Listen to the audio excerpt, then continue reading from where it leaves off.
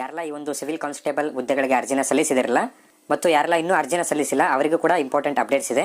ಯಾರೆಲ್ಲ ಕಡ್ಡಾಯ ಕನ್ನಡ ಪರೀಕ್ಷೆಗೆ ಹಾಜರಾಗ್ತಾ ಇದ್ರಲ್ಲ ಅಂತ ಒಂದು ವಿದ್ಯಾರ್ಥಿಗಳಿಗೂ ಕೂಡ ಕೆಎ ಇಂಪಾರ್ಟೆಂಟ್ ನೋಟಿಸ್ ಅನ್ನು ಬಿಟ್ಟಿದೆ. ಯಾವಾಗ ಕಡ್ಡಾಯ ಕನ್ನಡ ಪರೀಕ್ಷೆಯನ್ನು ಕಂಡಕ್ಟ್ ಮಾಡ್ತೀವಿ ಅಂತ ಕೆಎ ನೋಟಿಸ್ ಅನ್ನು ಬಿಟ್ಟಿದೆ. ಈಗಾಗಲೇ ಡೇಟ್ ಎಕ್ಸ್ಟೆಂಡ್ ಆಗಿರೋ ವಿಷಯ ನಿಮಗೆಲ್ಲ ಗೊತ್ತಿರುತ್ತೆ. ಅದು ಬಿಟ್ಟು ನಿಮಗೆ ಇನ್ನೂ 3 ಇಂಪಾರ್ಟೆಂಟ್ ಅಪ್ಡೇಟ್ಸ್ ಇದೆ. ಸೊ ಆ ಒಂದು ಅಪ್ಡೇಟ್ಸ್ ಅನ್ನ ಈ ಒಂದು ವಿಡಿಯೋಲಿ ಕೆಎ ಕಡೆಯಿಂದ ಏನೆಲ್ಲ ಅಪ್ಡೇಟ್ಸ್ ಅನ್ನ ಬಿಟ್ಟಿದ್ದಾರೆ ಅಂತ ಈ ಒಂದು ವಿಡಿಯೋಲಿ ಡಿಸ್ಕಸ್ ಮಾಡೋಣ. ಓಕೆ, ಮೊದಲನೇ ಬಾರಿ ಚಾನಲ್ಗೆ ಏನಾದರೂ ವಿಸಿಟ್ ಮಾಡ್ತಾ ಇದ್ರೆ ಚಾನಲ್ನ ಸಬ್ಸ್ಕ್ರೈಬ್ ಮಾಡ್ಕೊಳ್ಳಿ ಮತ್ತು ಟೆಲಿಗ್ರಾಮ್ ಚಾನಲ್ಗೆ ಏನಾದರೂ ಜಾಯ್ನ್ ಆಗಿಲ್ಲ ಅಂದರೆ ವಿಡಿಯೋ ಮಾಡೋದಕ್ಕಿಂತ ಮುಂಚೆ ನಿಮಗೆ ಟೆಲಿಗ್ರಾಮಲ್ಲಿ ಮೊದಲು ಅಪ್ಡೇಟ್ ಸಿಗುತ್ತೆ. ಸೊ ಟೆಲಿಗ್ರಾಮ್ ಚಾನಲ್ಗೆ ಜಾಯ್ನ್ ಆಗಿ ಕೆಳಗಡೆ ಡಿಸ್ಕ್ರಿಪ್ಷನಲ್ಲಿ ಲಿಂಕ್ ಇರುತ್ತೆ. ಓಕೆ, ಲೇಟ್ ಮಾಡೋದು ಬೇಡ, ಬನ್ನಿ ವಿಡಿಯೋನ ಶುರು ಮಾಡೋಣ.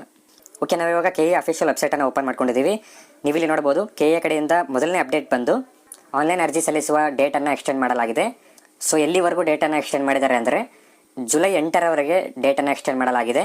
ಯಾರೆಲ್ಲ ಇನ್ನೂ ಅರ್ಜಿನ ಸಲ್ಲಿಸಿಲ್ಲ, ಅರ್ಜಿನ ಸಲ್ಲಿಸುವಾಗ ಕೆಲವು ಪ್ರಾಬ್ಲಮ್ಸ್ ಆಗ್ತಾ ಇದೆಯಲ್ಲ ಅಂತ ಒಂದು ವಿದ್ಯಾರ್ಥಿಗಳಿಗೆ ಜುಲೈ 8ರವರೆಗೆ ನೀವು KSP ಸಿವಿಲ್ ಕಾನ್ಸ್ಟೇಬಲ್ ಹುದ್ದೆಗಳಿಗೆ ಅರ್ಜಿಯನ್ನು ಸಲ್ಲಿಸುವುದಕ್ಕೆ ಅವಕಾಶವನ್ನು ನೀಡಲಾಗಿದೆ.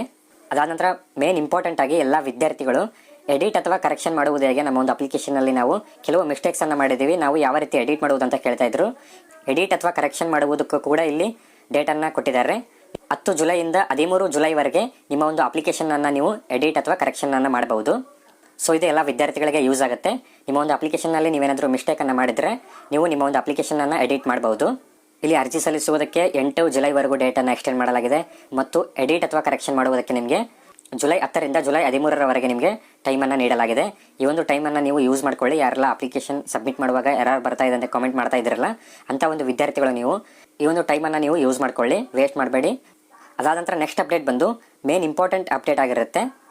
ಯಾರೆಲ್ಲ ಕಡ್ಡಾಯ ಕನ್ನಡ ಪರೀಕ್ಷೆಗೆ ಹಾಜರಾಗ್ತಾ ಇದ್ದಾರಲ್ಲ ಅಂತ ಒಂದು ವಿದ್ಯಾರ್ಥಿಗಳಿಗೆ ಯಾವಾಗ ಕಡ್ಡಾಯ ಕನ್ನಡ ಪರೀಕ್ಷೆ ಇರುತ್ತೆ ಅಂತ ಡೇಟನ್ನು ಅನೌನ್ಸ್ ಮಾಡಲಾಗಿದೆ. ನೀವೀಗ ಸ್ಕ್ರೀನ್ ಮೇಲೆ ನೋಡ್ಬೋದು, ಕಡ್ಡಾಯ ಕನ್ನಡ ಎಕ್ಸಾಮ್ಗೆ ಸಂಬಂಧಪಟ್ಟಿರುವ ಹಾಗೆ ಕೆಎ ನೋಟಿಸನ್ನು ರಿಲೀಸ್ ಮಾಡಲಾಗಿದೆ. ಮೊದಲನೇದಾಗಿ ಈ ಒಂದು ಕಡ್ಡಾಯ ಕನ್ನಡ ಪರೀಕ್ಷೆಗೆ ಯಾರೆಲ್ಲ ವಿದ್ಯಾರ್ಥಿಗಳು ಹಾಜರಾಗಬೇಕಂತ ನೋಡೋಣ. ಅದಾದ ನಂತರ ನಾವು ಯಾವಾಗ ಕಡ್ಡಾಯ ಕನ್ನಡ ಪರೀಕ್ಷೆಯನ್ನು ಕಂಡಕ್ಟ್ ಮಾಡಲಾಗುತ್ತೆ ಅಂತ ನೋಡೋಣ. ಯಾರೆಲ್ಲ ವಿದ್ಯಾರ್ಥಿಗಳು SSLCಯಲ್ಲಿ ಮತ್ತು ಹೈಯರ್ ಸ್ಟಡೀಸಲ್ಲಿ ಕನ್ನಡ ಲ್ಯಾಂಗ್ವೇಜನ್ನು ಫಸ್ಟ್ ಲ್ಯಾಂಗ್ವೇಜ್ ಅಥವಾ ಸೆಕೆಂಡ್ ಲ್ಯಾಂಗ್ವೇಜನ್ನು ಸ್ಟಡಿ ಮಾಡಿದಿರಲ್ಲ ಅಂಥ ಒಂದು ವಿದ್ಯಾರ್ಥಿಗಳು ನೀವು ಕಡ್ಡಾಯ ಕನ್ನಡ ಪರೀಕ್ಷೆಗೆ ಹಾಜರಾಗುವ ಅವಶ್ಯಕತೆ ಇಲ್ಲ. ಯಾರೆಲ್ಲ SSLC ಮತ್ತು ಹೈಯರ್ ಸ್ಟಡೀಸಲ್ಲಿ ಕನ್ನಡ ಲ್ಯಾಂಗ್ವೇಜ್ ಸಬ್ಜೆಕ್ಟನ್ನು ಫಸ್ಟ್ ಲ್ಯಾಂಗ್ವೇಜ್ ಅಥವಾ ಸೆಕೆಂಡ್ ಲ್ಯಾಂಗ್ವೇಜಲ್ಲಿ ಸ್ಟಡಿ ಮಾಡಿದರೆ ಅಂಥ ಒಂದು ವಿದ್ಯಾರ್ಥಿಗಳಿಗೆ ಕಡ್ಡಾಯ ಕನ್ನಡ ಪರೀಕ್ಷೆಯಿಂದ ವಿನಾಯಿತಿ ಇರುತ್ತೆ. ಮತ್ತು ಈಗಾಗಲೇ ಹಿಂದೆ ಯಾವುದಾದ್ರೂ ಒಂದು ಸ್ಪರ್ಧಾತ್ಮಕ ಪರೀಕ್ಷೆಯಲ್ಲಿ ನೀವು ಕಡ್ಡಾಯ ಕನ್ನಡ ಪರೀಕ್ಷೆಯನ್ನು ಪಾಸ್ ಆಗಿದ್ದರೆ ಅಂಥ ಒಂದು ವಿದ್ಯಾರ್ಥಿಗಳು ಕೂಡ ಕಡ್ಡಾಯ ಕನ್ನಡ ಪರೀಕ್ಷೆಗೆ ಹಾಜರಾಗುವ ಅವಶ್ಯಕತೆ ಇಲ್ಲ. For example last year VAO ನಡೀತಲ್ಲ, ಅಲ್ಲಿ ನೀವು ಕಡ್ಡಾಯ ಕನ್ನಡ ಪರೀಕ್ಷೆಯಲ್ಲಿ ಪಾಸ್ ಆಗಿದ್ದರೆ ಅಂಥ ಒಂದು ವಿದ್ಯಾರ್ಥಿಗಳು ನೀವು ಕಡ್ಡಾಯ ಕನ್ನಡ ಎಕ್ಸಾಮನ್ನು ಅಟೆಂಡ್ ಮಾಡುವ ಅವಶ್ಯಕತೆ ಇಲ್ಲ.